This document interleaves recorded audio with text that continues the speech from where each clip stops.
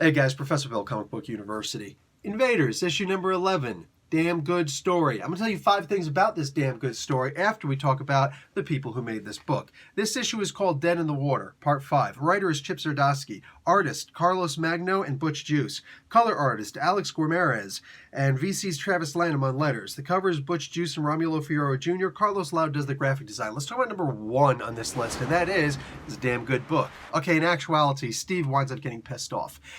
You remember that moment in the Avengers movie where, actually I think it was, whatever, it was one of those movies, and he wound up getting pissed off at Tony Stark for something, and he ripped the freaking tree in half, right, the log. That was an awesome moment. That was a really awesome moment. It shows if he ever lost his temper, he could do some damage. Well, he winds up getting pissed off again and taking it out on a tree again. That tree is like apologizing profusely for crimes it did not commit, and I'm sitting here looking at this like, wow, really good callback. He winds up getting pissed because Namor is just the whole time losing hope. He's lost hope. He's just like, you're keeping us alive. I'm just a stupid human right now, Steve, and I hate being a weak human. Like, you're more powerful than me now, and I hate it. And I'm really weak and tired right now, and you never get tired, and you're so optimistic, and oh my God, you're keeping us alive. And why are you even trying this? Oh my God, shut up. I would punch a tree too. All right? I would knock out a freaking tree too, and I'd probably hit Namor with that tree when it got knocked over. Dude, I was like, just, Namor, you need to shut up, dude. You really need to shut up. Anyway, enough of whining Namor. Let's talk about number 2 on this list, and that is a pretty damn good book. Actually, Namor winds up becoming a human for a day. We saw that in the previous issue. I kind of alluded to it before. He's a human right now. So he's weak. He winds up having a very, the whole experience is humbling for him. And he's only human for, I don't know, long enough for Steve to grow a beard. He winds up getting his powers back at the end of this. It looks like Zdarsky relied on the art to show that. And if I'm seeing this correctly, it looks like he does indeed have his powers back. Okay, cool. I'm down with that. I didn't want to stay like that for too long, but he did need this humbling moment. He winds up getting his nose busted. He's bleeding profusely from both nostrils. You ever been punched in the nose and you bleed a little bit from one of your nostrils? Yeah, I've had it where it comes from both my nostrils before too, and that's like a hell of a freaking head wound. That winds up happening to Namor too, and that's a pretty big deal. And it's just a lousy, dinky, rinky-dink scientist who does it to him too. It's not even like some tough guy, man. Wow, what a humbling moment. And if anybody, even more so than Tony Stark, needs a humbling moment or two every so often, yeah, it's Namor. So this is a good thing. Anyway, let's talk about number 3 on this list, and that is this damn good book. Okay, in reality, very lucky day for these guys. They are stranded on this island. It turns out this is the island that they need to be on in the first place because that's where Roxxon's secret labs are. Okay, cool. I'm willing to just accept that because the story does need to move on. This was a great issue. If I had one problem, it's this one little flaw that, wow, lucky day for these guys. But you know what? Like I said, it's a comic book. I'm willing to let that one little thing go just to be able to allow the story to continue because, yes, hells to the yes. Number 4 on this list is, well, this is a damn good book. Okay, fine. Nemos Promise. Okay, he made a promise. Once an invader, always an invader. Invaders forever, baby. Goonies forever. Anyway, this was a really good moment.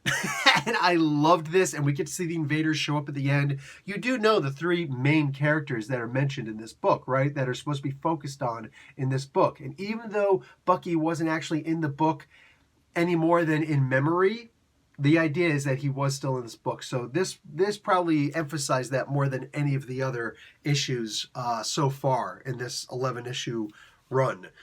It's going to 12. Hopefully it goes to 5,000. We'll see. I don't know. Like maybe we can, I don't know, help out Chip with like kidney donation, something, because I really do want this book to continue. Dude, this right now, this is the best book that you're not reading. And the numbers of people who are, not looking at this video is one of those, speculations on that. There's a really good video.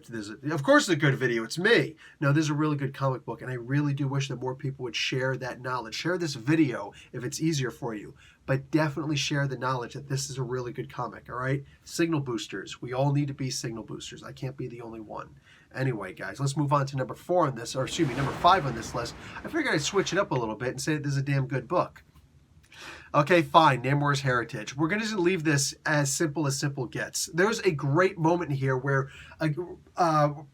Steve and Tony Stark are talking, and they're hearkening back to the days when Tony Stark used to have a secret identity and nobody knew he was Iron Man. So Steve has a moment where he's mentioning, oh yeah, I'm glad that you brought me here instead of Tony Stark flying me on one of his jets, because he would just turn this into some kind of photo op for the Avengers. What he really should have said is a photo op for me, because he's a cocky son of a bitch, and everybody hates Tony Stark in real life, not in our real life, but in the comic books, in the real comic book life. Everybody, for the most part, either adores him because he's rich and he's good looking and like, yay, or they just look at him like he's a cocky son of a bitch and he's, you know, he's super privileged. He's born with a golden spoon in his mouth. He was born with a golden tank in his mouth, for crying out loud. Like, this is the golden boy, and I'm so sick and tired of this guy. That's how he was meant to be written. That's how Steve kind of refers to the guy, just a little tiny bit, all right? He does some good, but he would turn everything into a photo op, and that's disgusting. And Tony Stark, as Secret Identity Iron Man in here, has a moment. He hesitates, he stutters when he speaks for a moment because he realizes, damn it, it's true. And it's great in this sense to have a secret identity, because you can hear people say things about the real you and what they really think about you in the safety that you're not actually here. I love that. But more than that, Chip Zdarsky has always had this ability to, like, I don't get it. I don't get how well he knows these characters, all right? Sometimes I wonder, does he maybe know more about these characters than I do? I like to say no. I would love to say no. But I'm also that guy who, when I even started this channel, I've always talked about, I don't know everything about comic books. Nobody does. And I'm not going to be that jackass who acts like I do because I want more people to see me as some kind of an authority figure. No, that's not who I am. So I'm more than happy to admit if somebody knows more about comics than I do. And honestly, the only person who's actually, well, one of the few comics, I'd say Mark Waid is probably one of those guys, easily. But Chip Zdarsky is probably one of those characters also. Maybe, at least with the characters that he's been writing. Because, wow, this guy's knowledge, his references back, the things that he shows. And he even does it better than a lot of other people do. You remember when Namor first appeared and the Human Torch gave him a shave with his flaming fingers? He gave him a shave, but he had the full beard. He had a beard much like mine, right? But Namor's been shown to be, his human side is actually part Asian, isn't it? Interesting.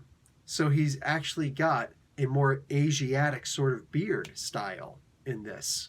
Steve gets a full beard. Namor gets a more Asian style beard. Way to remember. Way to keep it in spec. And he doesn't reference back to it all. This is literally this is the ultimate comic book authority mentioning that. No, seriously, this is me. Because if they would have drawn him with a full beard, it'd be like, oh, back to the comic book days. But me looking at the beard going, hey, why did they... Oh, yeah, because he is technically Inuit. He's half Inuit. So, yeah, there's a chance that he would have that sort of a beard style. Huh. And I know that it's been drawn in similar ways before, but it's the idea that, and maybe it wasn't, maybe somehow it wasn't him. You know what I'm saying? Maybe it was just the artists remembering. I don't know. But every single time that I see a Chip Zdarsky comic book, that I read one of these books, I almost inevitably see something where I just say, wow, this guy is good. One of the best comic book writers out there. And this is a damn good comic book. Just saying. I know I didn't say that before, but I'm going to leave now, all right? Professor Bill, Comic Book University. Class dismissed.